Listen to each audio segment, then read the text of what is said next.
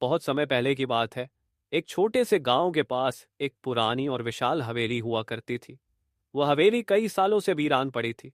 गांव के बुजुर्गों का कहना था कि उस हवेली में कोई आत्मा रहती है जिसने सालों पहले पूरे परिवार का सफाया कर दिया था। हवेली के बारे में डरावनी बातें सुनते हुए गांव के लोग उस हवेली के पास जाने से बिटर। हवेली का मालिक एक रईस व्यापारी था जिसका नाम राजवीर था। कहा जाता था कि राजवीर ने व्यापार में अपार दौलत कमा ली थी, लेकिन उसकी पत्नी और बेटी की अचानक मौत के बाद वह एकदम अकेला हो गया। राजवीर अपनी हवेली में रहकर तंत्र मंत्र करने लगा और उसके बाद से हवेली से अजीबोगरीब आवाजें और चीखें सुनाई देने लगी। कुछ ही महीनों बाद राजवीर भी गायब हो गया। लोगों का कहना था कि उसकी आत्मा आज भी हवेली में भटकती है।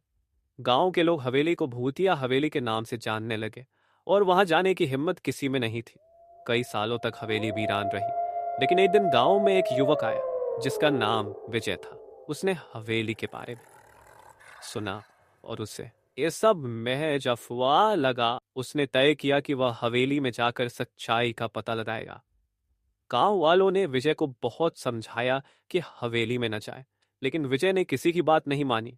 एक शाम सूरज ढलने के बाद विजय ने अपना सामान बांधा और अकेला ही हवेली की ओर निकल पड़ा।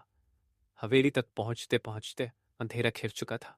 हवेली तक पहुंच सुनसान थी और चारों ओर सन्नाटा पसरा हुआ था। हवेली के दरवाजे से हल्की हल्की सरसराहट की आवाजें आ रही थी, लेकिन विजय ने अपना डर छिपाते हुए दरवाजा खोला और अंदर चला गया।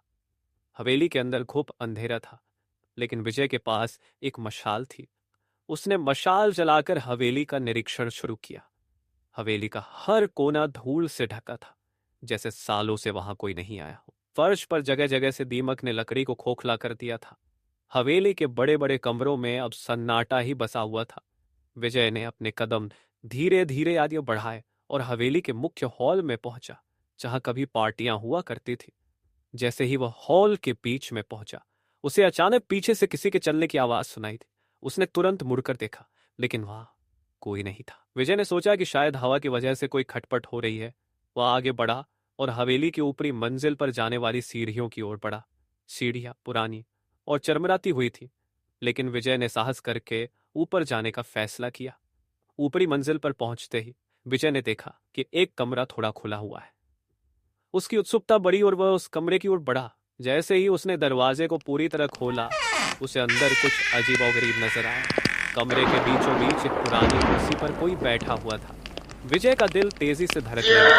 मशाल की रोशनी में उसे एक बूढ़ा आदमी नजर आया, जिसकी आंखें लाल थी और चेहरा बेहद डरावना। वह आदमी बिना पलक झपकाए विजय को घूर रहा था। विजय ने कांपते हुए पूछा, आप कौन है? बूढ़े आदमी ने धीमी और गूंजती आवाज में कहा, मैं वही हूं जो इस हवेली में वर्षों से इंतजार कर रहा। मैंने अपना सब कुछ खो दिया था और अब तुम्हारा इंतजार कर रहा था। विजय ने डरते हुए कहा, मैंने आपका क्या बिगाड़ा है, मुझे जाने दीजिए। बूढ़े आदमी ने एक भयानक हंसी हंसते हुए कहा, तुम्हारे आने से मेरे इंतजार का अंत हो गया।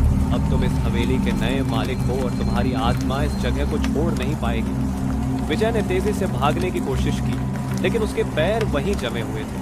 अचानक हवेली की दीवारों से अजीब आवाजें आने लगी, जैसे कई लोग एक साथ चिल्ला रहे थे। हवेली के दरवाजे अपने आप बंद हो गए।